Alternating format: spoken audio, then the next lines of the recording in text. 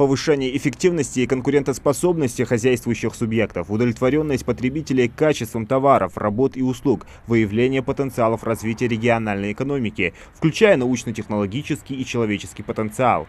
Эти направления, в числе прочих, вошли в список приоритетных плана мероприятий дорожной карты по содействию развитию конкуренции на 2022-2025 годы. Приоритетом для органов исполнительной власти в положении прописано, что приоритетом является развитие конкуренции. Соответственно, есть в дорожной карте мероприятия, которые им необходимо исполнить для достижения цели по развитию конкуренции на территории Республики Ингушетия.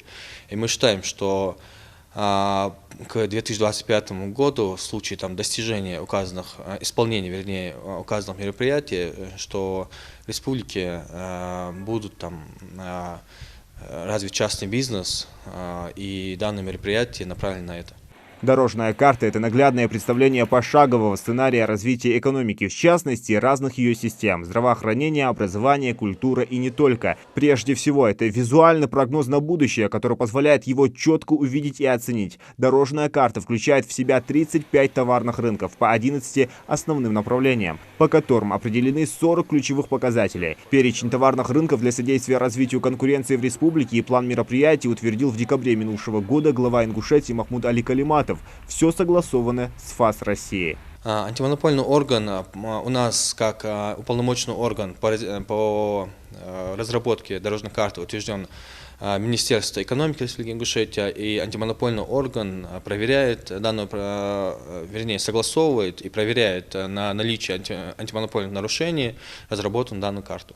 Перечень товарных рынков и план мероприятий по содействию развитию конкуренции прошел согласование со всеми исполнительными органами государственной власти Ингушетии. Дорожная карта разработана в рамках исполнения распоряжения правительства России об утверждении стандарта развития конкуренции в субъектах Российской Федерации, а также национального плана развития конкуренции в субъектах на 2020-2025 годы. Мы считаем, что все товарные рынки необходимо внедрение частного бизнеса. Соответственно, у нас утверждено 36 рынков, и мы считаем, что необходимо по всем этим рынкам исполнить мероприятия органов исполнительной власти для того, чтобы туда вошел частный бизнес. Мы думаем, что у нас будет развита конкуренция в каждом рынке, которые определены как приоритетные, и туда войдет частный бизнес, соответственно, будет развита конкуренция в каждом рынке, потому что конкуренция – это есть сама экономика. Улучшение качества жизни граждан – основная цель использования механизмов дорожной карты. Это приоритетный документ в сфере экономики региона, в котором четко обозначены задачи дальнейшего продвижения. Прежде всего, это создание условий для развития малого и среднего предпринимательства, открытости и прозрачности оказываемых государственных услуг. Зелимхан Калоев, Хамзат Халухоев, Новости 24.